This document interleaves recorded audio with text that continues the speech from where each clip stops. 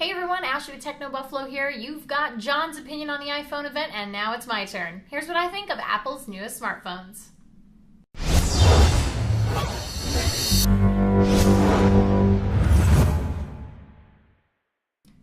Well, Apple's had their big keynote, and Tim Cook & Co. showed off not one, but two new iPhones, the 5S and the 5C.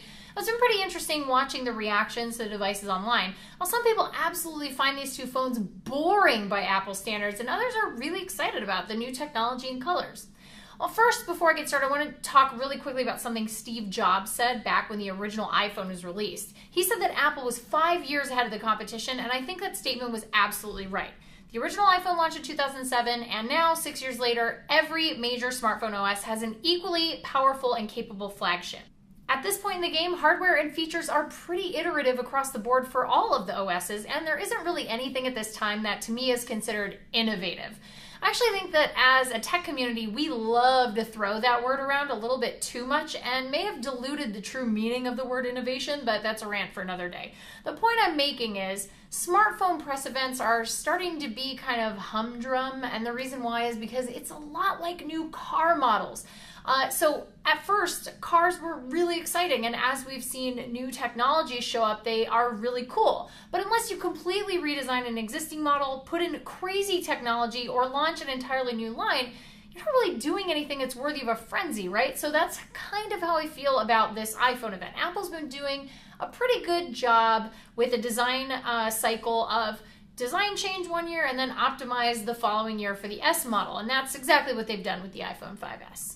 The 5S is an awesome phone, and anyone using the iPhone 4S or previous will find it an easy decision to upgrade if they have the opportunity. I'll probably upgrade to the 5S, if only because my iPhone's paid off and I like having the newest tech in my pockets. It's interesting, one of the things that I find to be different about the way Apple does things as opposed to Samsung, of course the two big comparisons everyone likes to make, is, Apple tends to pick one or two things to really kind of dive deep into, and they like to sort of bring you things that they're hoping you're using on a daily basis. This is like things that make your life easier and they automate things, while Samsung tends to say, what's the craziest thing that we can think of, and then let's just cram it all in one phone.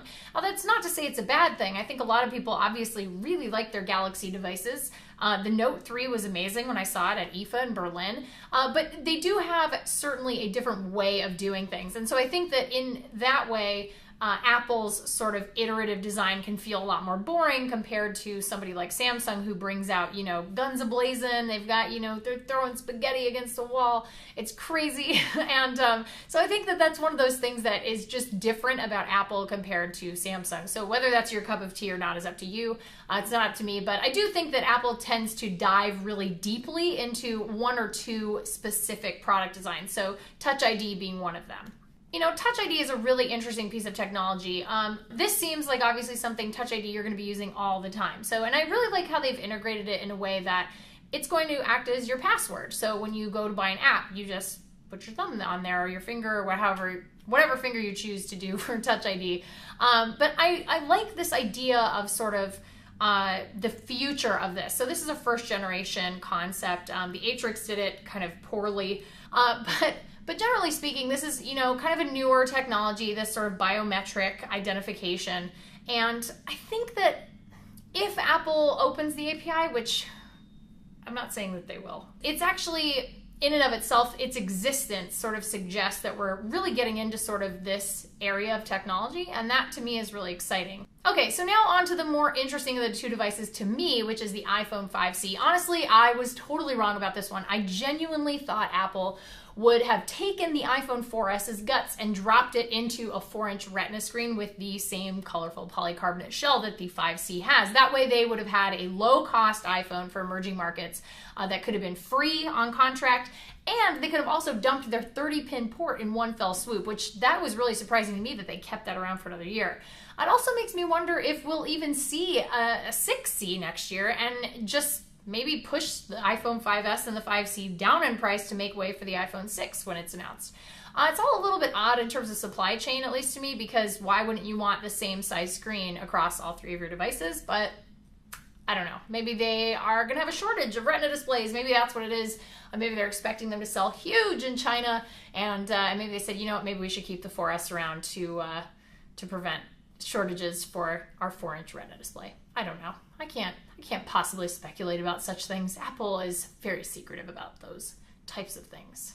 Now, unlike everybody pretty much on this earth, I actually like the 5C's cases with the dots, which offer an opportunity to sort of protect a device without covering up its style. But I also would have liked to have seen other patterns, so maybe stripes or diamonds. I'm sure these will show up in the future from other case makers. On the other hand, the iPhone 5S cases are awful. As an iPhone user, I'm disappointed. Offering muted and bland choices if you want anything official from Apple, these like kind of gross pastelish leather, do not like. But I don't keep my phone in a case anyway, so I guess that really doesn't matter to me. Overall, Apple had what I would refer to as a whelming event. I wasn't overwhelmed, but I wasn't underwhelmed. I was just whelmed. And honestly, I think that's okay. I posted on Google Plus yesterday that I realized that no matter what major OS you're a fan of, whether it's BlackBerry, Apple, or iOS, Android, or even Windows Phone, you have some really good flagship options available to you. So regardless of how much you love or hate the iPhone, the 5S or the 5C, everybody out there should be appreciating that we as consumers are the ones who are totally winning this battle because of the choices that we have laid out in front of us when shopping for a new smartphone. And that's good stuff. Well, that's it for this video, guys. Leave your comments down below. Argue with me, disagree. I know a lot of you guys love Android, and that's cool. You're allowed to do that. I know a lot of you guys love iOS. You're allowed to do that too. Hey, and you Windows Phone fans can also leave your comments down there. BlackBerry, Tizen. If you're a Tizen fan, you're a WebOS fan, whatever you want, leave your comments down below. Tell me what you think of the iPhone 5S and the 5C. You can check out John's impressions of both Apple products in his videos that he put up the day of the event. And I will be online reading all your comments, so be nice. And that's it for this time. I will see you guys in the next video. Bye. What's up everyone, John here. Thank you for watching the video. If you enjoyed it, I certainly hope you did. Click on the subscribe button right under me in my pants region to get tons more tech videos from Techno Buffalo. We've got awesome unboxings, comparisons, reviews, recaps, and everything else you can think of in the tech world right here on the channel. Join the herd today! If you want to check out some more content, just click right over this way to see some other recent videos. See you guys next time.